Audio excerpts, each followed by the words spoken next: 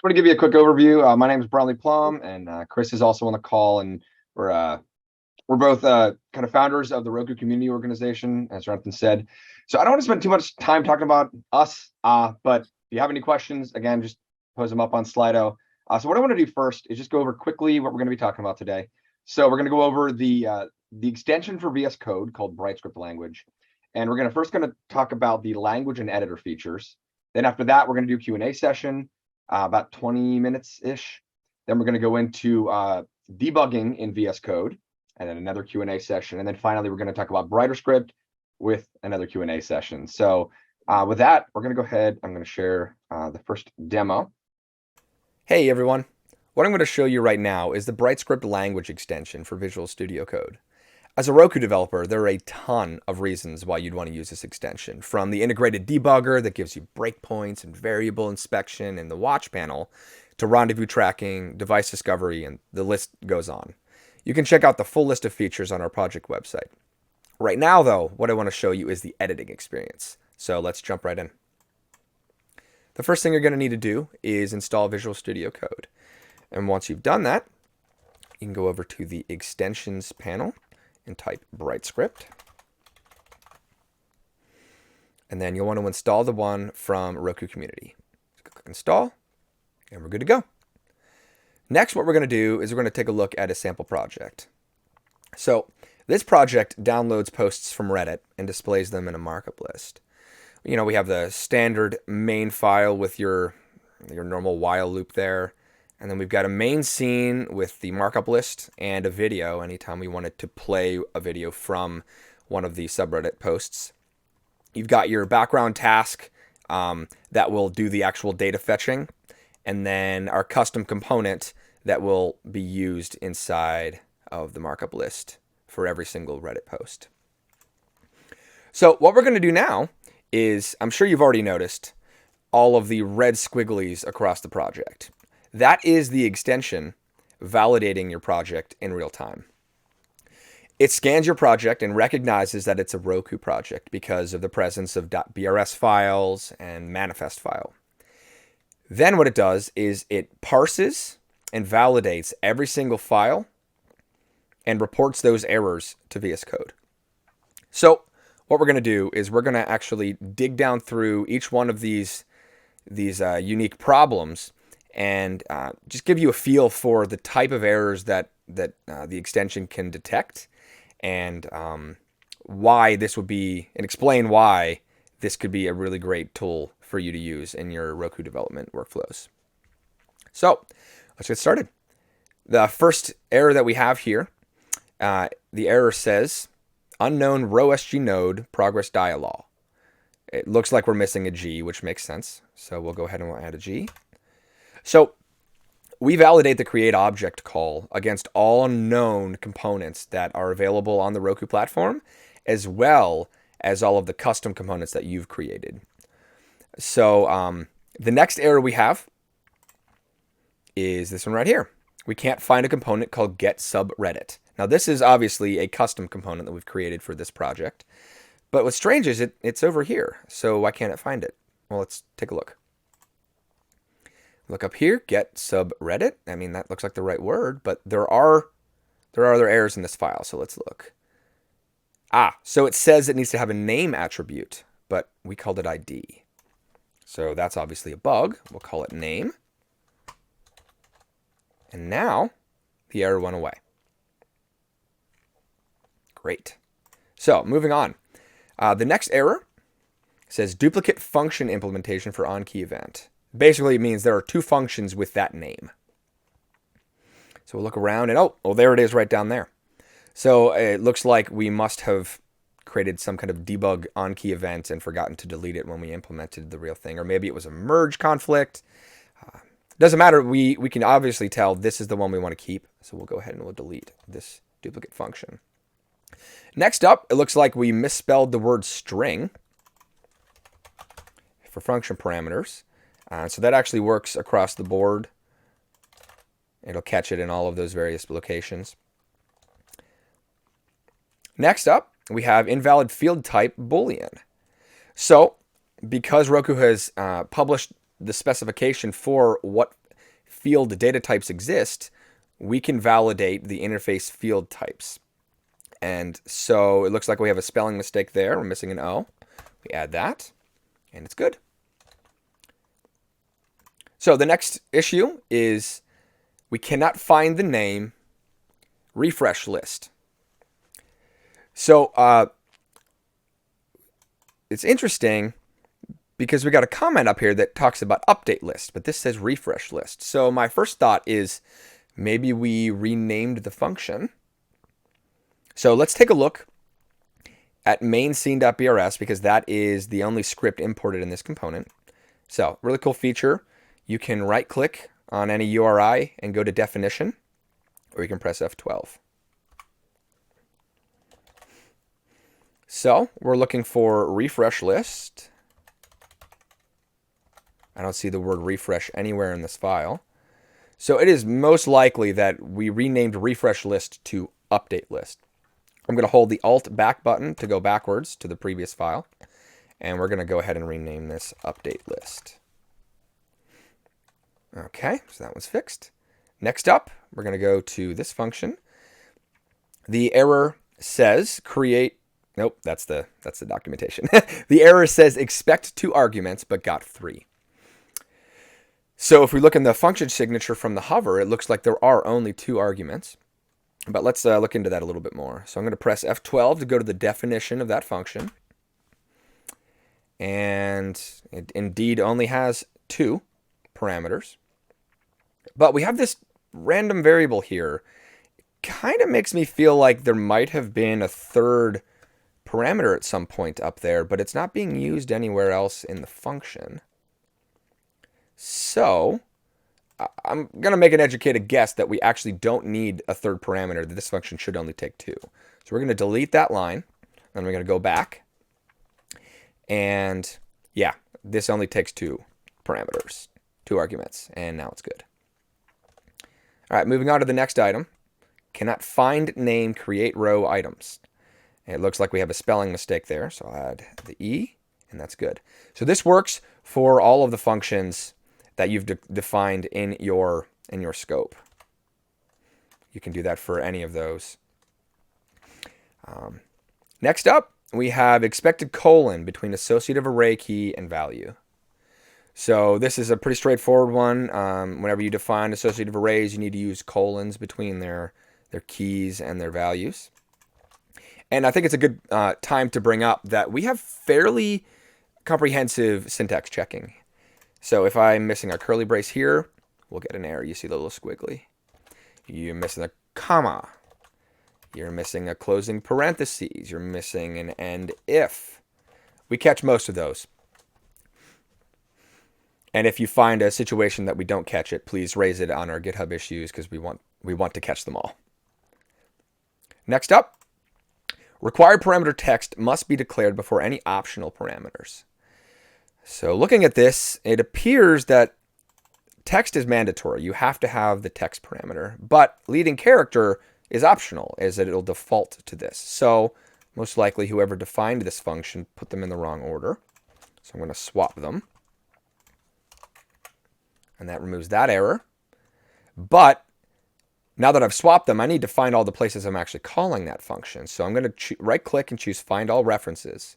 If you look over here on the left, it lists out only a single place that this is being used.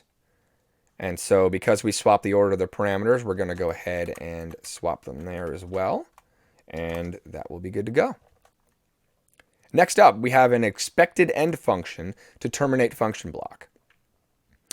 So that's, again, pretty straightforward. We are returning stuff. So this should be a function. We're going to change that to function. All right, and unexpected tag interfaces. Now this is supposed to be singular. And again, since we are aware of the component structure that Roku expects for XML, we know this needs to be interface, not interfaces. But when we did that, we were then able to start validating its contents more specifically. And the next error we found is the field must have an ID attribute. And it looks like we used the word name there instead, and it needs to be ID. So we solved that. Next up, Looks like we've got a typo in the script that we're importing.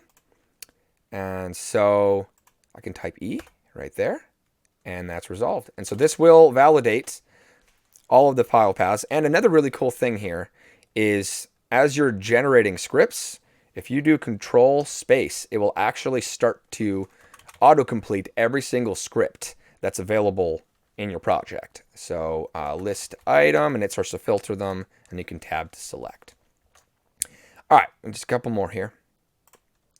So this is saying expected right parentheses after function call arguments. And we're looking, and yeah, we are missing the right parentheses. And there we go. All the problems have been solved. So let's see if it actually works. I'm going to go ahead and start a debug session by pressing F5. And I'm going to go ahead and switch over to my Roku.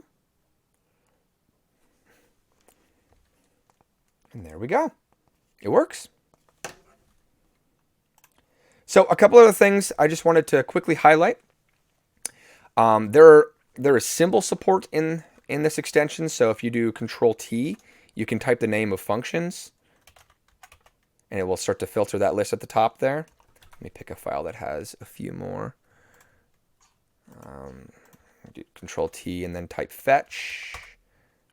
And so that's actually filtering by all of the known functions in this project. It's a lot nicer than a global search, because we could do a Control Shift F and type fetch, but that's also matching string values. And so it's a really useful feature to do the symbols. Another item that we have over here is the outline. So for every single file that you have, we show the outline of all of the functions that are available, and it'll actually bounce down through them as you click them. We have, I've shown you this earlier, but we have go to definition. So when you press F12 on any URI, if it can find the file, it will take you to it. If you had a custom component with a parent, so let's go ahead and just make one of those real quick.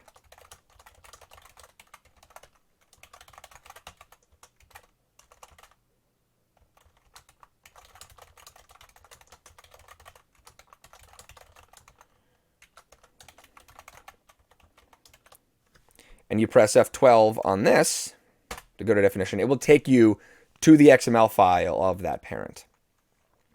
And then one of my favorite parts of this is we have auto code formatting. So as you're messing with your code, you can type it in any format order that you want. And now when I do Alt-Shift-F to format, it'll automatically format your code. So you don't have to worry about getting the indentation just right. It'll format it for you.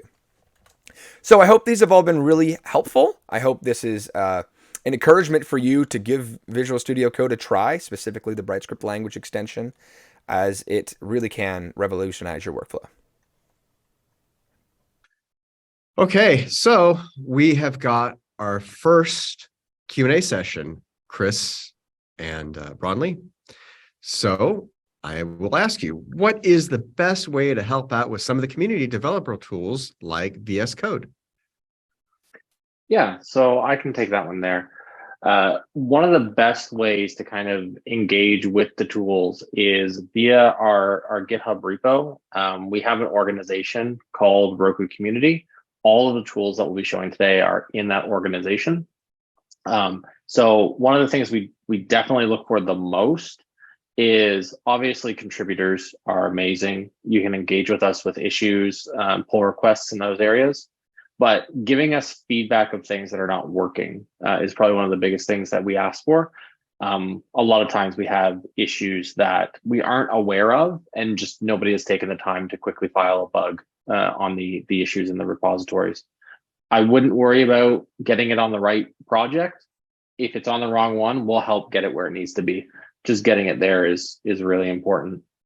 Second to that, joining the Roku developer Slack channel, which will be posted a few different times in the conference Slack, is a really easy way to get in touch with us directly and collaborate on trying to get the project set up or tackle any of the open issues on the projects.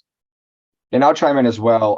On the VS Code extension documentation website, we have a quick getting started guide Basically, it's clone the repo, run these 2 commands, and it'll download all of the different related projects and tools and get it all set up for you. So you can check that out as well. And again, reach out to us for help. We're always on the Slack there to help out. Okay. Next question. Are there any plans at Roku on adopting the BrighterScript / adding some official support? With the fact that the developer tools team is not here and they're the ones who would comment on any roadmap issues, I am going to go with the official, we can't comment any forward facing type stuff. So I would also chime in that we are working with Roku and providing feature requests for the types of things that we would love to see. I mean, ideally, if Roku adopts every feature in BrighterScript can just go away and it's just BrightScript now. So some of the more popular features, we are trying to get those pushed through. But again, that's all out of our hands personally. We'd love to see it, but I don't see BrighterScript ever being officially supported. But it transpiles to BrightScript, which we'll talk about in a couple other videos from now. That's so sweet. Okay.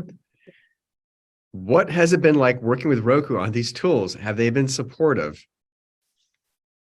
Yeah, so there's certain details obviously we won't be able to go into, but what I will say overall is that in a good way, Roku is become a much more engaging company overall, especially over the past few years, and we hope to continue to receive engagement like we have most recently. It's been a generally good and productive relationship.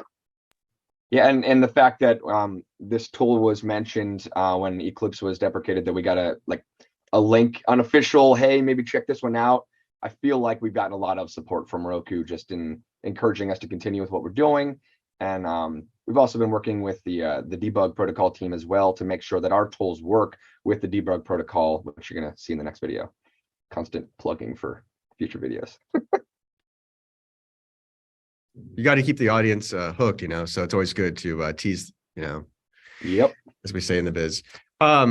On a MacBook, I've been using Eclipse. I downloaded Visual Studio for Mac, but I'm not sure how to open my project in Visual Studio, and I'm having trouble installing the BrightScript extension. Are people using Visual Studio on Mac for Roku development? Yeah, so I would say most engineers we interact with are actually, now statistically, we do have some numbers to see kind of what machines we're running on. Windows seems to be a little bit more popular, but it's not by a vast margin. It's a pretty close split. Personally, the teams I work with is 100% Mac shop. And what I would say the biggest thing we should do in response to this type of question is try and join us on the Roku community Slack and ask your questions there. It's a pretty common occurrence weekly for us to go in and take a few minutes, just explain what's wrong. But depending on how your project's set up, there's so many ways you could configure it that it's kind of really hard to give a single answer to this question. But we'll happily engage with you in the Slack for Roku devs.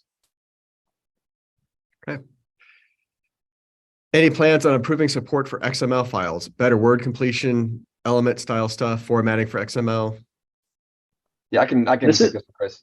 Go ahead. So yes, we want to. I'll give a little bit of information about these tools. I am the only full-time person working on them. We have a few community contributors, but we need help because there's just not enough time in the year to accomplish all of the things we want to do for these tools. So yeah, I want Emmet support. I want formatting for XML, better completions, the same with syntax highlighting for manifest, which is the next question. All of these things, we want to implement them, but we're going to need some help. So if you're interested, open up a GitHub issue on any of the projects you can find on RokuCommunity. And if you're interested in helping, I'm more than happy to take a couple hours to meet with you over a video call to help set up the development environment, to show you how to work on them, and help maybe even guide the project, tell you the right places to check out. So yes, but we don't have all the time, so we need your help for that. Okay. What can I do to get better support in Visual Code Studio for OneDrive? Not sure if this is a core VCS issue or the extensions. Search doesn't always work and debugging gives me unreliable results. Don't know, Bronley, if we've had any direct experience with Visual Studio for OneDrive. I didn't yet. know you could do that. So I hadn't even thought about it. So that's something, yeah, if you could open up a GitHub issue to put it on kind of our list of things to check into, happy to figure out what's wrong. If the core of VS Code supports doing OneDrive integrations, then it's most likely a few lines of code here and there in our extension to make it work. But yeah, I didn't even know this was a thing. So Okay, so we're gonna move on to the let me make sure we got no other questions. Sorry, I was kind of teeing up the next. there's a couple more just showed up, I think. Hold on one second. There we go. Okay. Any tips on hundreds of not defined in scope type of errors, yet the project works totally okay? For sure. This is actually a really common one if this is the error that I believe you're referring to. But in the way a lot of engineers have built their apps over the years, because they haven't had kind of comprehensive tools to understand what functions are included across all the scripts imported into your component, when they load up the extension for the first time, they do get a lot of these errors.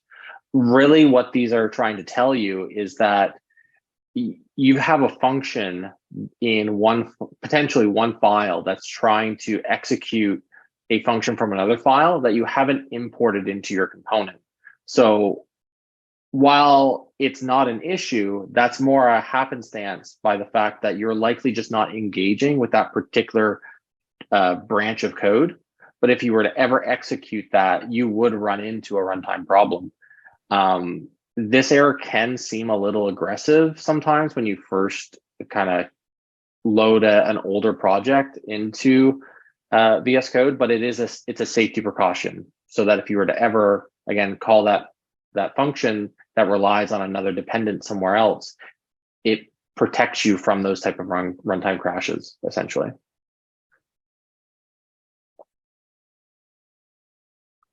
All right. Is it possible to create a new Roku project with a VCS extension, VSC, Visual Studio Code, VSC extension, rather than always importing existing project like it is with the Eclipse plugin or auto creation of the basic folder structure? This is something that's been personally a twinkle in my eye for years. Bronley knows that I keep running back to a kind of WYSIWYG, well, not really WYSIWYG, but a walkthrough of how to set up your project, what files do you want to include, what do you want the structure to look like. But it kind of harkens back to what Bronley had said, is we just don't have enough people to build these. This is something we would love for someone to kind of want to take the reins on, and we can help integrate and guide the solution for sure. But it's been a prioritization problem over other features, essentially.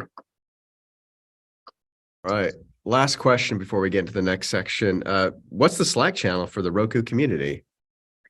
Yeah, so we have a dedicated Slack. There is the Slack that's part of this conference. There's a different Slack called Roku Developers.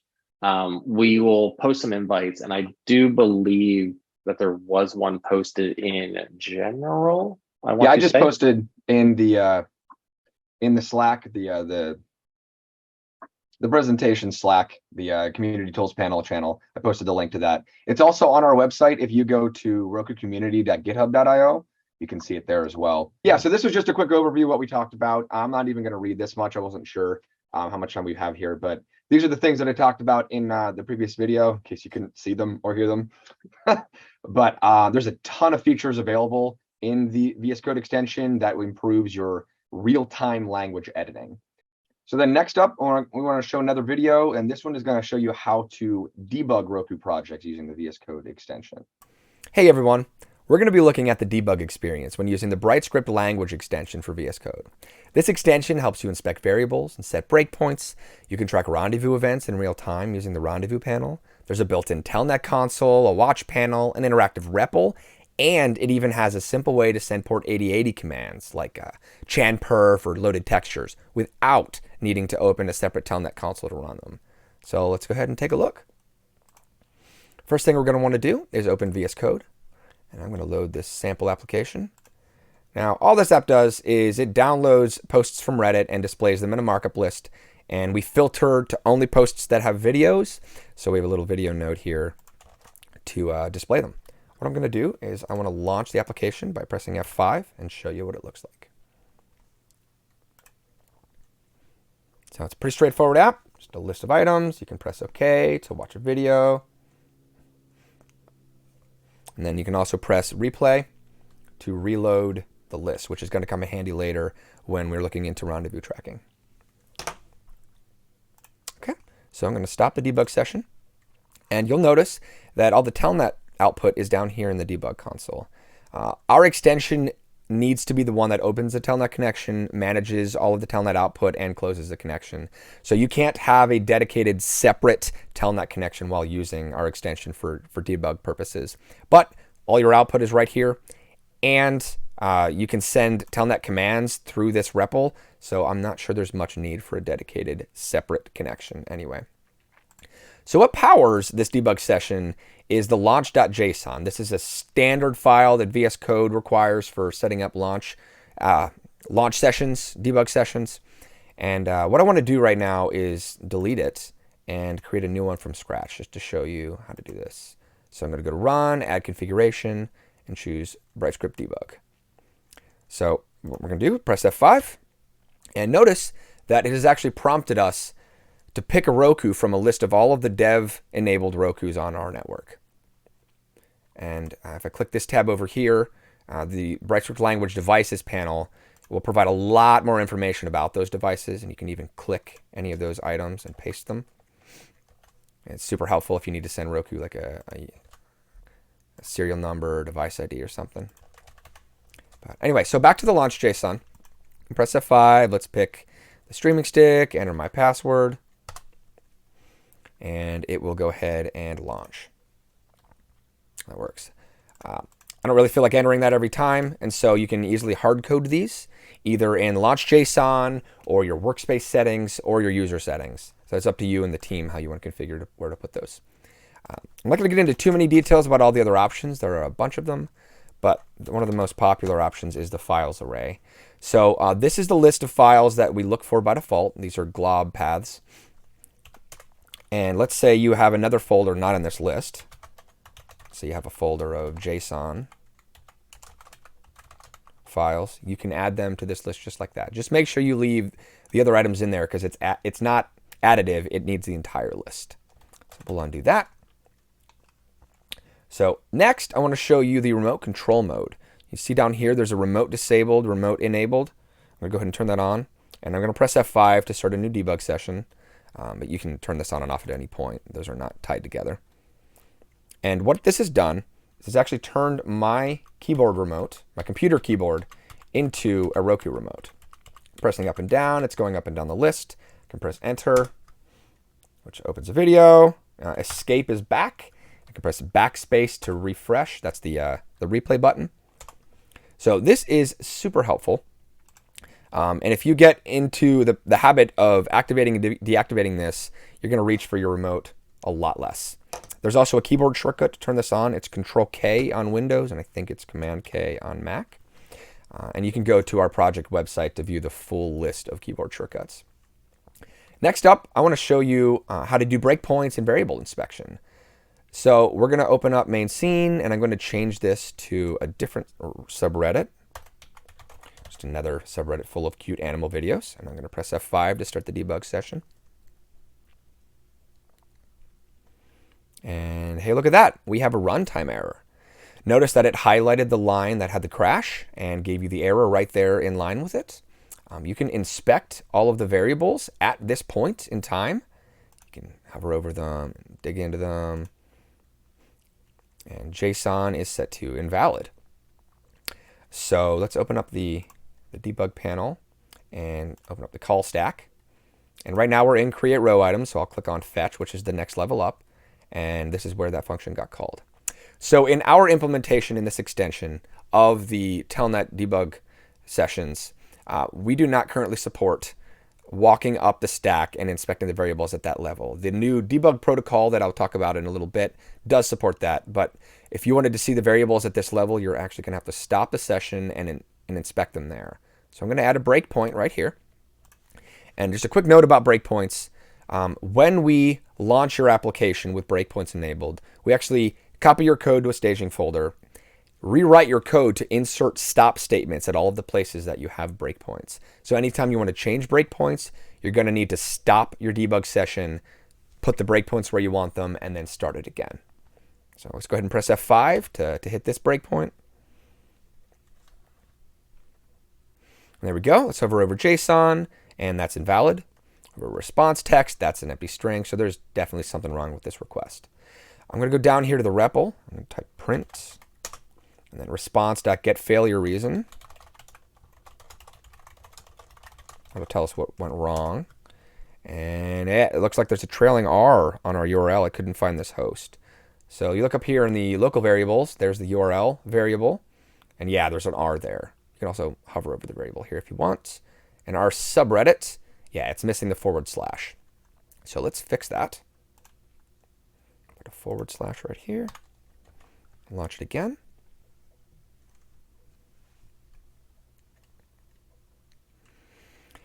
And now our subreddit has a /. The URL, that looks way better.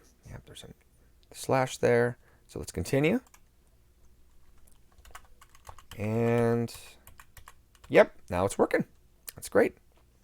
Okay, so next up, I want to show you the rendezvous tracker. I'm going to go ahead and remove this breakpoint because we don't want it hitting every single time that we refresh. I'm going to press F5 to launch. And while this is going, I just wanted to bring up, if you open up the command palette and then you type rendezvous, we have a command for turning rendezvous tracking on and off. It's already on in my case, but you could send that command and it would actually send a rendezvous tracking is on or off message using the port, what are they, port 8080 commands. Let's go back to our debug session. Okay, so over here on the left, there's a rendezvous panel, and I'm going to make this just a little bit bigger. And this is showing you all of the places that rendezvous have happened. And you can click on these, and it will take you right to the line that it occurred. It gives you the total amount of time that each rendezvous took. And I'm going to press the replay button just a few times. Oops, that was backwards. There we go. As I replay, the rendezvous just keep going up and up and up. So we have a lot of rendezvous happening. So what we're going to do is I want to fix this issue. I'm going to stop the debug session, and I'm going to turn this into a local breakpoint, a local variable.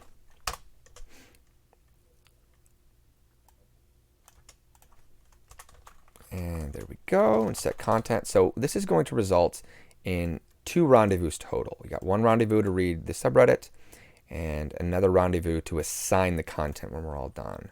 So I'm going to press F5 to launch a new debug session. And there we go. We only have 2 rendezvous. And so if I click replay several times in a row, it's only going up by 2 each time. So we've solved the majority of this rendezvous issue. I don't think we could reduce this any further. So this rendezvous panel is your friend. It is incredibly valuable to be able to visualize all the rendezvous that are happening, to go directly to them, and to even see the sums of all of the different amounts of time that each one of those lines have caused. So the last thing I want to talk about is the new debug protocol that Roku has introduced. It is a binary protocol over TCP sockets, and it is a great alternative to the Telnet debugger. But currently in our extension, it is only in beta. We have a bunch of bugs that we personally need to work through in our code to make it more stable. But there are a lot of great reasons why you'd want to use this. So let's go ahead and turn it on, and I'll show a couple of those. You set enable debug protocol to true in your launch JSON. And now I'm going to go ahead and set a few breakpoints in here. I'll just do 1 for now. And we'll start a new debug session.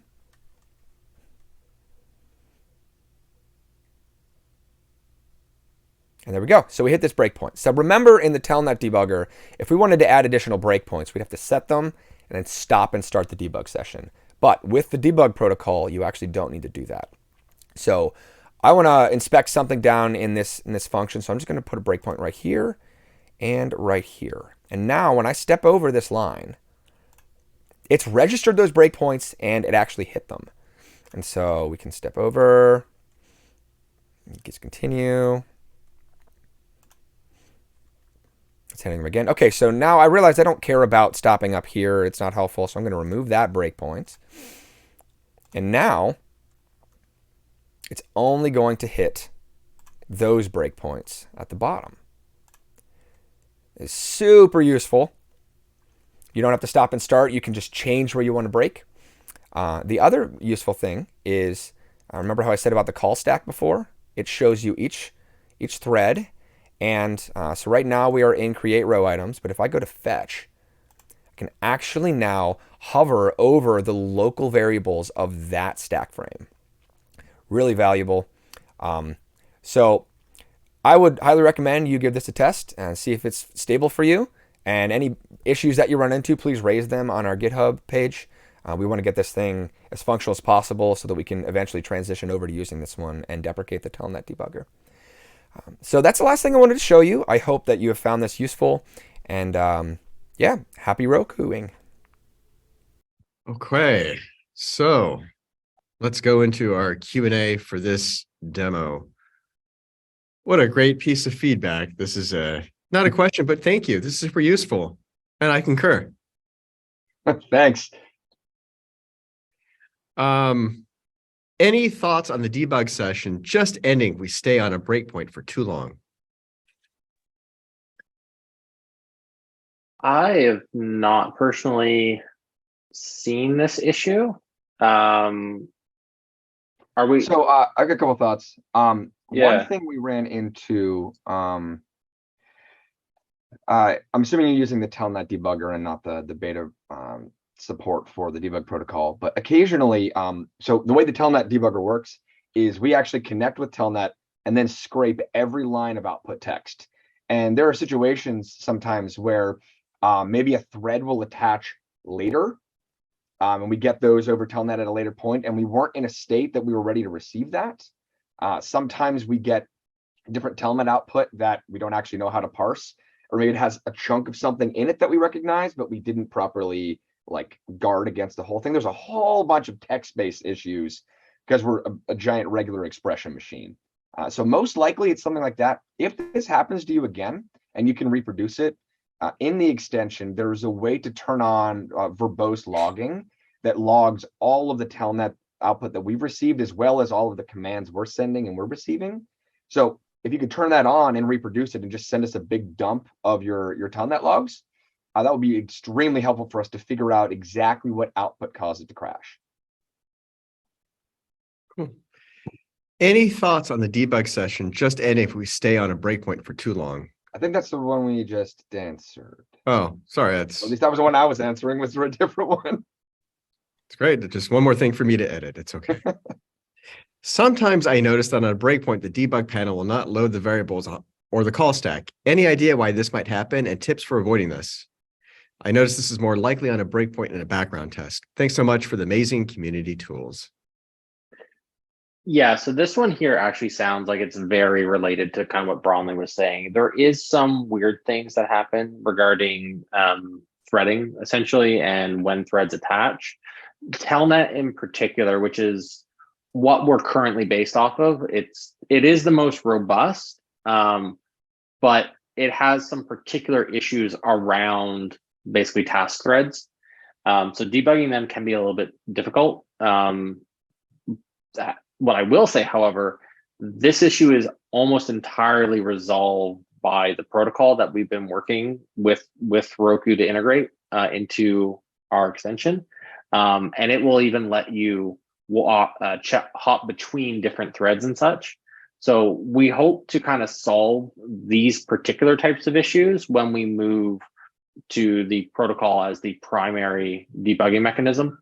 There's just a couple of stability issues we're still working on, but it's primarily related to the fact that it is a task that you're in. And to chime in with that again, if like I said previously, if you are finding this happening and you can turn on the verbose logging, send a dump of that log, either direct message me if there's anything sensitive in there, or you can just sanitize it before you post it.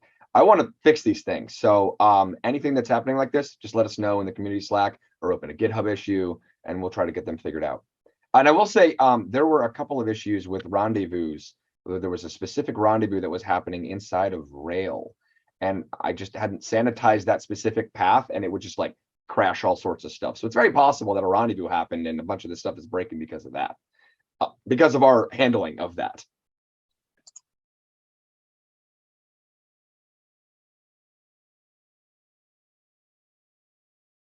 You're muted, Jonathan. Not a question, but if you don't have time to collaborate, maybe you have some money. So just sponsor our own Broadly on GitHub. That's nice. I appreciate that, but I'd rather you help us fix the things. If you had to pick one of the two.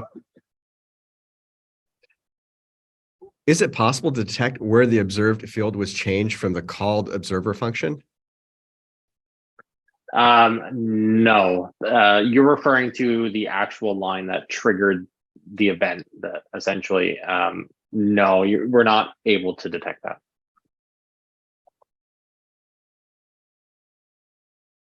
I hear Roku is writing a lot of BrightScript these days. Are any of your Roku engineers using Visual Studio Code Editor with the BrightScript plugin? Are you also living the dream? I don't know. We don't have I'm not sure what folks are doing development wise. So I tend to be busy in my developer type world, but we could definitely look into to that. Yeah, there are one or two people I know of that use it, at least mess with it, that work for Roku. I can't speak to who they are or how widespread it is, but there's at least one or two. Yep. Do you guys have a community built unit testing framework that you can recommend? The current best option would be Roybush, provided by George in the Roku community. He's one of the co-founders as well.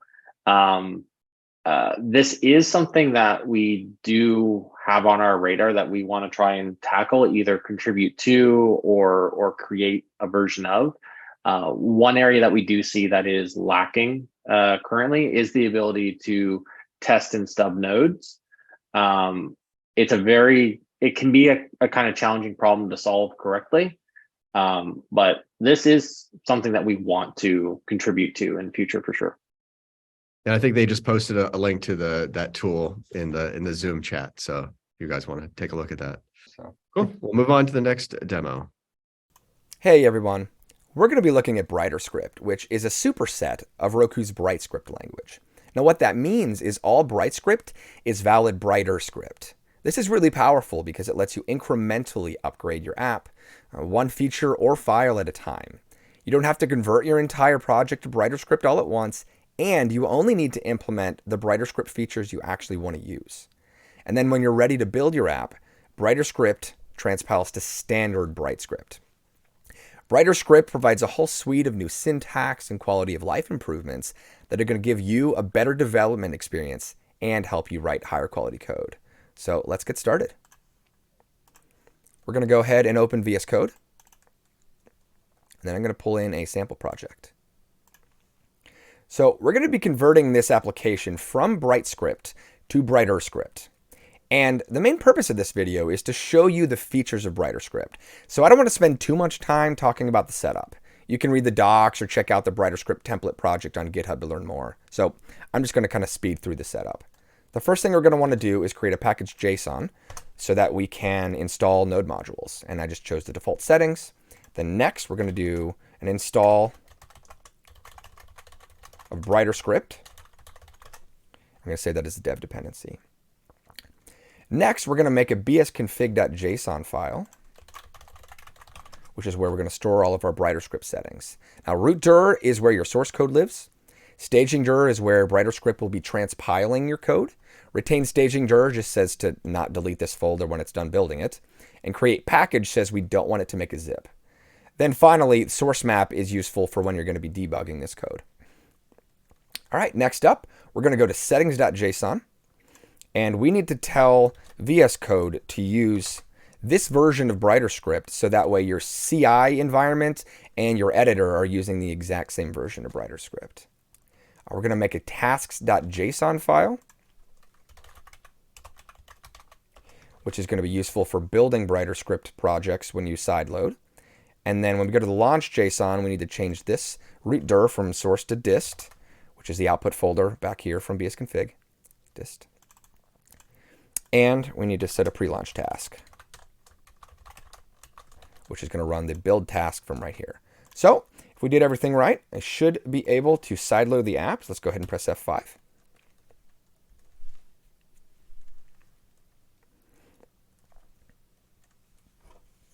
And there we go. The app is running. So before we get into anything else, I just wanted to briefly mention that you can use the BrighterScript CLI against plain BrightScript or BrighterScript projects without needing to use BrighterScript features. So if you do npx bsc, it's actually going to find your bsconfig and validate your project. So let's go ahead and add an error in here. I'm going to save that, and we're going to run it again, and it's actually going to detect that we have a syntax error. So this is incredibly helpful for when you're running in a continuous integration environment like GitHub Actions or CircleCI or Jenkins. You can catch errors on pull requests without ever needing to sideload the app to make sure that they are syntactically correct. So we're going to actually start converting this app now. I'm going to change all of these file extensions from BRS to BS. And I wanted to mention that this is not mandatory. We do have a setting that allows you to keep the BRS file extension, which you can do allow BrighterScript in BrightScript. You would set that to true.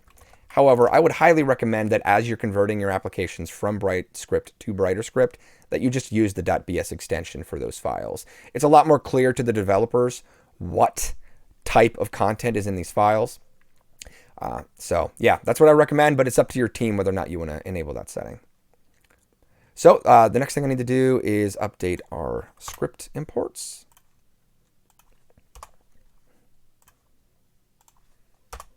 Okay, save all that. And then just to make sure, I'm going to close all these.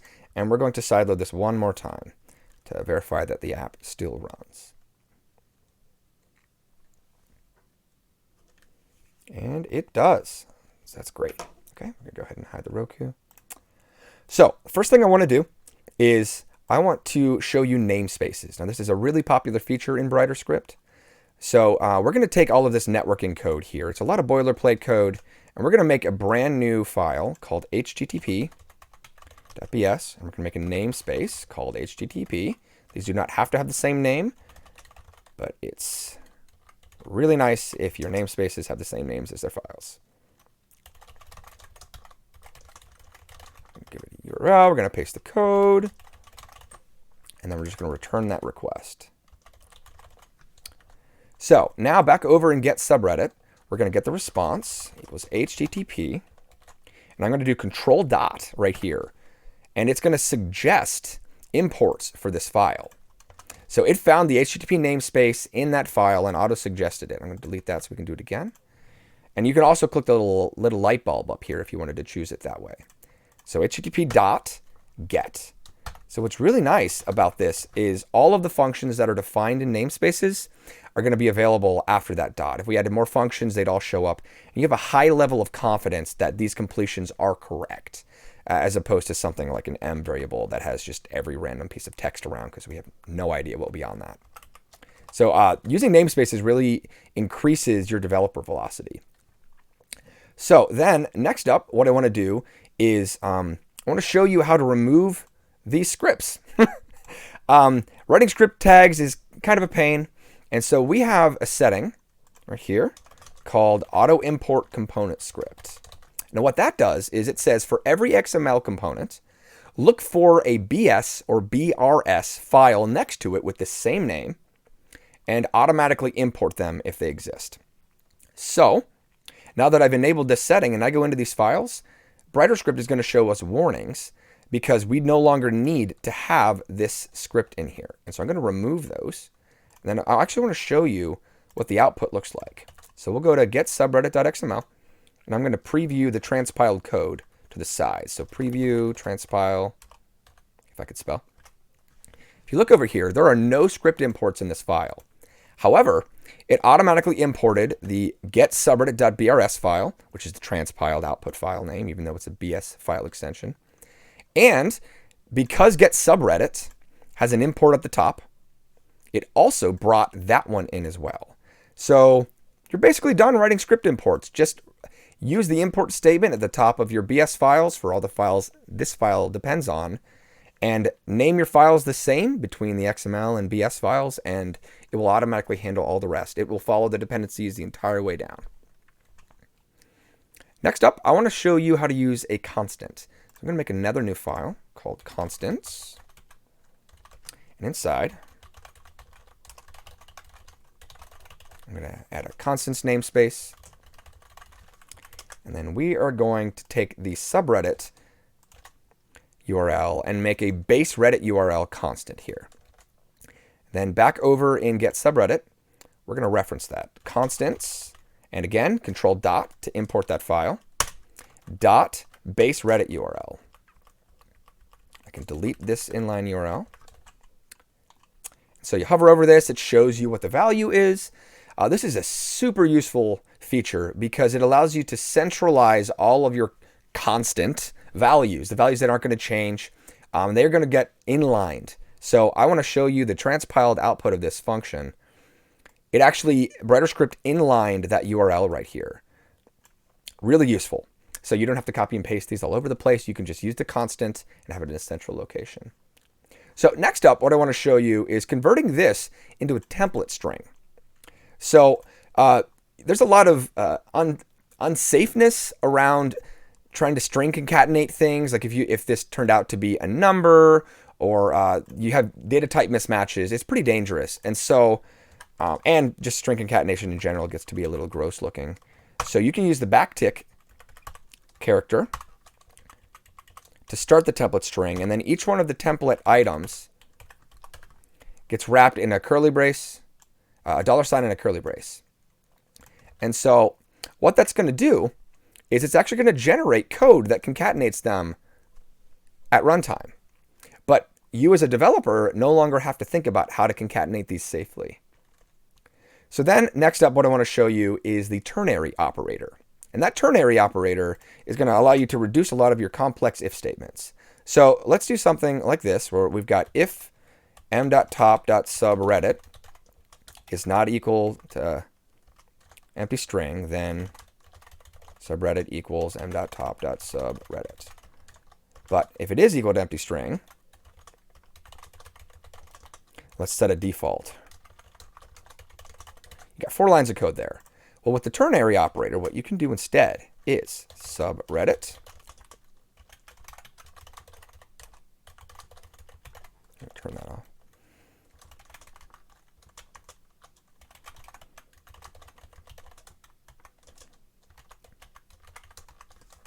So we turn those 4 lines of if statement code into a single line with this ternary expression. It's really, really clean. It's still clear what's happening once you understand what the syntax means. It's really useful. So we can remove that, and that's our subreddit. We can use that inside the template string. So the last thing I want to show you is enums. So we're going to make another file called enums. And I'm going to go ahead and just copy and paste these because there's no need for me to type all of this out. So I made an enum for all of the remote button values.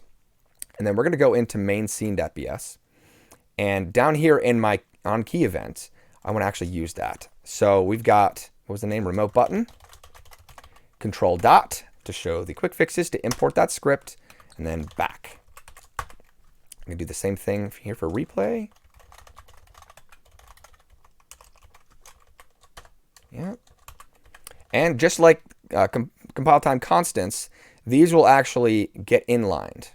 So it turned that enum into an inline value. So you no longer have to remember if it's uppercase or lowercase for the OK. You just hard code that once in your constants and you're good to go. In your enum and you're good to go. So I know that was pretty fast, but there's a lot of features. One more thing I wanted to show you was just the BrighterScript documentation website. And some of the things we didn't talk about today, we've got the call func operator, we've got classes, you've got plugins if you wanted to work on plugins for a custom compile hook. We've got regular expression literals. There's a bunch of features. I highly recommend you check it out. But I hope you've been inspired by BrighterScript. I hope this encourages you to give it a try. And even if you don't want to leverage all of the language features, there's a huge benefit to just running BrighterScript as a command line validation step in your continuous integration workflow. So check it out. Happy coding.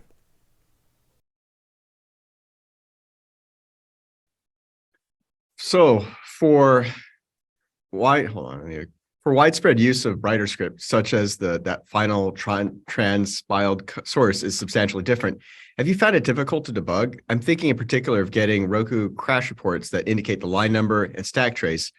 That makes tracking back to source inconvenient. For sure. So this was a concern that we had on one of my teams when we were first looking at making the move from an existing mature app starting to use BrighterScript. So we built a tool to solve that. We have a tool in the community that can take the email reports from Roku for crash logs. When BrighterScript makes your code, there's an option for it to spit out what's called source maps that basically say this piece of code mapped to this piece of source, the pre-transpiled version. And that tool can be used to basically convert the logs to what you would see in your source code rather than what you see in the output code. The other thing that we do is, for the most part, we try to output code that is not highly obfuscated or anything like that. We try to keep it as close as we can to the original. There's some things we can do to improve, but we try not to make it be a completely different code. Part of the reason behind that as well is we want it to be a situation of, if for some reason we were not able to maintain this in the future, ideally you should be able to take that output and continue to work on your application even from the outputted code. So this is some of the core principles that we have when we're considering the outputted transpiled results. And to be clear, we're not saying we're deprecating BrighterScript anytime soon. It's the same concept that Microsoft did with TypeScript, that if for whatever reason, every chunk of TypeScript everywhere, all of the compilers died, you'd still be able to take the code and it's still runnable as is. So we wanted to keep it as close to the real code that you wrote as possible. And another thing to point out, BrighterScript, as we said, generates source maps. This is a very common concept in web development, and so we were able to use that in Roku as well. So the VS Code BrightScript language extension can automatically read source maps. And so let's say your BrighterScript, you had a line 30, and the source map, we could use that to turn that into the production code, which is actually line 55. You can actually use this to your benefit, even if you're not using BrighterScript. If you had some other tool and you were able to generate source maps, our extension will be able to properly remap all of the final line numbers back to your source code.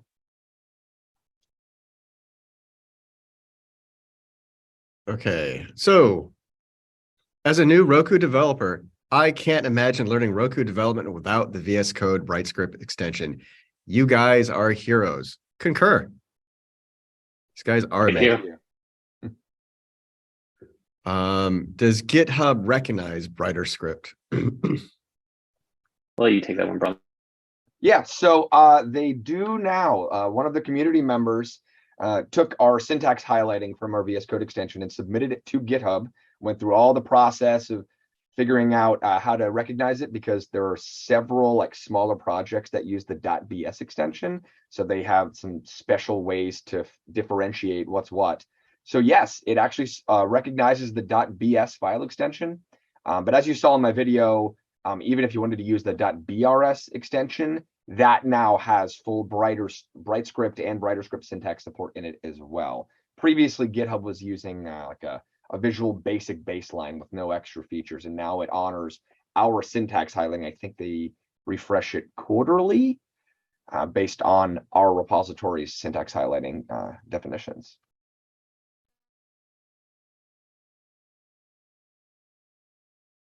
Is there a way to see duplicate or unused imports? Yes, so specifically for duplicate, this is something that we call out if you're importing your scripts in XML right now. So if you have a component that extends another and you import the same file in the second, you will get a warning that it's an unnecessary import. It's not a problem per se, just that you don't need to do it. On the BrighterScript side of things, this is a little bit different. Bronley can go into more depth, but we don't call out duplicates. The main reason for this is we are eventually looking to go to a more strict import model eventually. So you have to import the files you need. Right now, you will inherit everything under you. Bronley, if you want to add to that, feel free. Yeah, basically, I mean, right now there's not a nice way to find all the duplicate imports everywhere. That could be a lint rule, should be pretty straightforward to write. I can help you figure out how to do that if you reach out. But yeah, right now the only way we flag duplicate imports is in XML for parent and child relationships. But again, it doesn't actually matter if they're duplicated because Roku will figure out that you have the script more than once and it will just only compile it once. All right. When would you use namespace versus enums, and how do they differ? So something very interesting about this question is that you are not restricted to one or the other. A namespace can contain enums, as an example. So we use this in one of our projects where we have a HTTP namespace that has a get, post, delete, etc. methods on it, but it also has the different an enum for all of the method types. So what is get? It's uppercase GET, right? So you can actually combine these in certain ways. Obviously, you can't put a namespace inside of an enum, but generally you're going to use enums for something that you need to represent in multiple ways or have multiple representations, like the remote keys, right? There's many of them. You don't really care what case it is, whether it's an uppercase OK or a lowercase back for the Roku remote, but it's something that you're going to do extremely frequently. So it's kind of an easy to access dictionary of those things. And namespaces are, Chris, yeah, I can chime in on this as well. I think the question may be more focused on why not just take a namespace with constants versus an enum with values. And one of the things that is not currently implemented yet in BrighterScript, but is available in a lot of other languages. If you've got, like, let's take TypeScript as an example. If you've got an enum with string values, TypeScript will actually yell at you when you pass a regular string in, that it needs to actually be of type that enum. And so as we move forward in the future with better type support, that's going to be another reason that you can't pass an arbitrary string that you got from the server into this function that requires a remote key press type, remote type enum, because you need to explicitly define that I know with certainty this is going to be one of these 8 string values. We don't have support for that yet, but it's coming sometime when we get to it. Right. Can we use BrighterScript only in Roku OS 11.5 or greater? You can use it theoretically on nearly any firmware version. The things that are firmware specific are, none of them are produced as a result of BrighterScript's output. So if you want to use the new continue for statement, for example, BrighterScript doesn't have any code that will transpile that in automatically. You chose to write that in your source code. So that's kind of why you can use it on pretty much any version. Will that change in the future? We hope not. We want to keep it as backwards compatible as possible. But we also, in some ways, acknowledge that really the OS is only really ever a year out in terms of support due to automatic updates and such.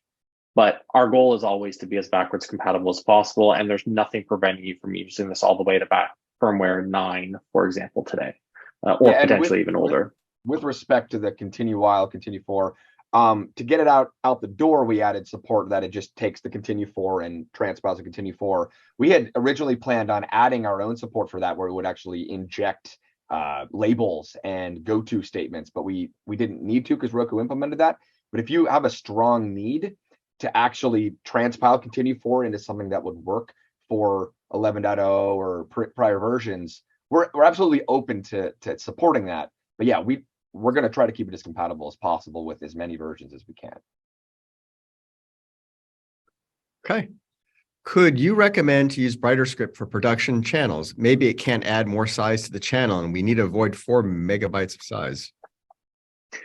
Generally, this shouldn't be a problem when it comes down to the code. Your code is extremely compressible, and the output that we see on channels right now isn't meaningfully different. If you're approaching anywhere near that 4 megabyte limit, you're more likely better off looking at has my splash image been run through a web optimizer, right, to reduce its size or things like that. Or do we have a bunch of unused assets in the channel that are not being used by the UI anymore? But I would not consider BrighterScript a risk for package size in any way. Yeah, and most of the code we generate, it's code you would have had to write yourself anyway. We may end up with like 5 or 6 extra characters to do the ternary statement compared to your own if statement there. So yeah, I wouldn't expect this to add more than 1 to 3% additional size, which gets compressed. Okay, next question. Will Roku support the extension officially? So if you guys look in the documentation, we refer to like using an IDE. We reference BrighterScript and its community as one of the popular community tools that most Roku developers use. And obviously, we're doing this event here today, having the Roku community as a panel in our Dev Summit. So we definitely are like acknowledging the existence and widespread support for these tools and recognize the community's contributions, integral contributions to making developing for the platform as easy as possible. That word officially, there's like legalese stuff like that you have to be really kind of careful about. So that's all I got to say about that. What I'll say on our side, we have a good relationship with Roku, and we appreciate the support that you've given us. Okay. What about BrighterScript support in GitLab? I don't know if you have experience, Brownlee, but I'd be interested to know what exactly would be required to support in GitLab. Yeah, I don't have any experience with this, but I am more than happy to help figure it out. We have the grammar files that we need. They use a TextMate grammar for GitHub and for VS Code.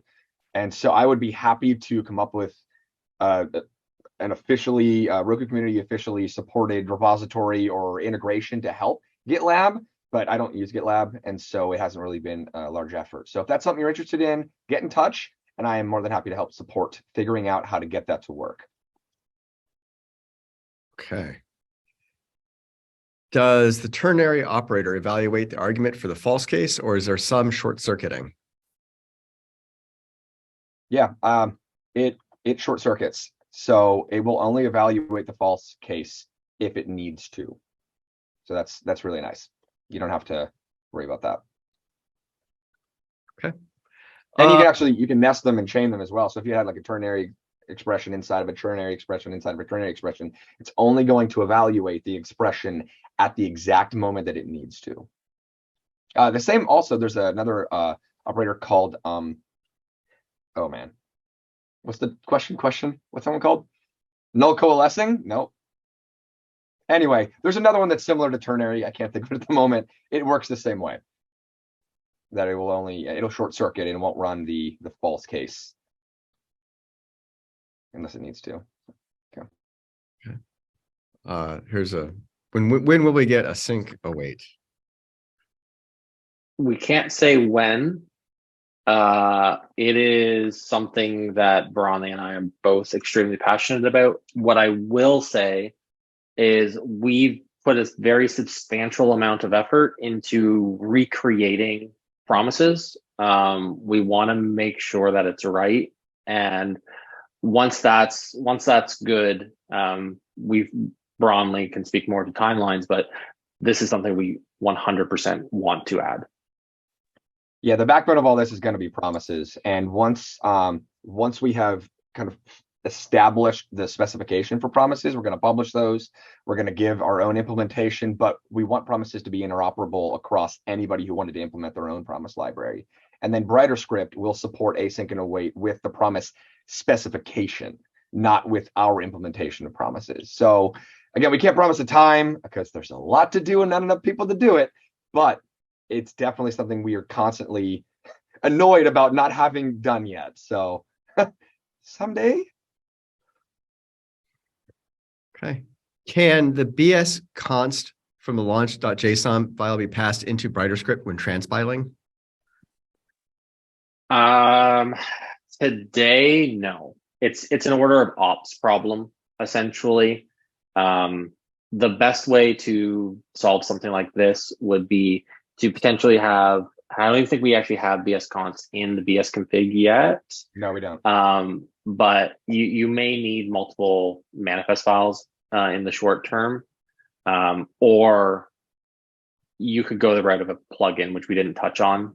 But today, no. BrighterScript is not directly related to a launch config. Essentially, they are separate entities. Essentially. Yeah, it's more of a one-way direction. So launch.json will load BS config settings, but it doesn't go the other way around. And that's, because you can have multiple launch JSON files. We're not actually going to know which one to use when you're transpiling BrighterScript. So the right approach is to add BS const support to BrighterScript and then figure out a way to send that upstream to VS Code when you do a launch rather than the other way around. But it's not done yet. We need to get to that. And if you're interested, I'll help you figure it out. We can implement it together. Okay. Have you guys thought about how to beat current language limitations, such as not being able to pass functions inside field values? We constantly brainstorm this stuff. The reality is that some of these are extremely difficult things to solve. This one, as an example, is probably one of the hardest. But we're constantly poking the limits of the language as far as we can, whether that be just for our day-to-day development or for BrighterScript. This is something we do naturally. To this particular question, we don't have a solution at this time. Okay.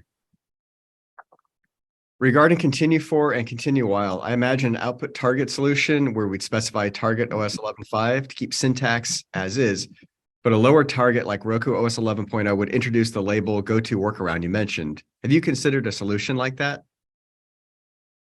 We've definitely talked about these type of things. Brownlee, you can keep me honest, but I think the main thing right now is that there just hasn't been an overwhelming need to do this on our platform, kind of alluding back to the OS is really only good for about a year due to the release cycles and such. And there's nothing that we've inherently built yet that is not backwards compatible, right? We didn't introduce continue and then Roku came out with continue. So we wanted to jump to the new version. If we ever did something like that, then we might have a case for that. But yeah, it's something I've wanted to do. Again, it's priorities because there are actual features that don't exist yet, like type checking, that would take a higher priority to this. But it would be nice to allow you to write continue for today and know that it will run on every device that's out there. Yeah, we've considered it, and it'd be nice to have. And if you are interested in working on it, I'm happy to help you figure out how we can integrate this, because I do have some ideas on how we want to handle it, similar to the TypeScript solution. All right. And this is going to be the kind of fun way to end this. How can folks with team leads who are dead against BrighterScript get them to chill out and let teams use it? one of the things that I would say, we've done this for numerous teams, is invite them to have a conversation with us, like a literal person-to-person conversation. We've also, Brownlee has spent a ton of time on this for others, where they've kind of written up proposals as to the pros and cons and addressed any questions before presenting to their leads in documentation form. We're happy where time allows to do this, because we hope that every kind of person that we get on board with this potentially opens up for another one of us essentially to pop up out of the woodwork and kind of blast through features that are good for the entire community. So we'll never shy away from conversation.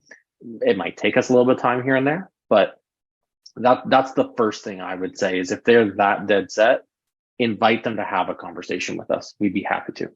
So first off, we wanted to say thank you to these specific companies. They have invested a significant amount of developer hours to make these tools possible. I started this project, a lot of these projects kind of in my spare time.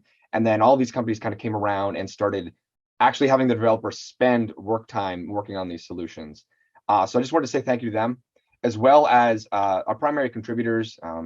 These folks have just been instrumental in making these tools what they are today, from figuring out how to solve problems to just testing things for us and contributing time and effort into building tools, usually always around the things that they personally need for their projects. And that's kind of what we're looking for. We don't need you to come in and solve some other company's problem, but if there's something that you want for your team, you can come in and contribute that part to our tools. Or if you're bored and you're just looking for anything, we have a pile of features that we can have you work on if you don't know what you want to work on, but you want to work on something.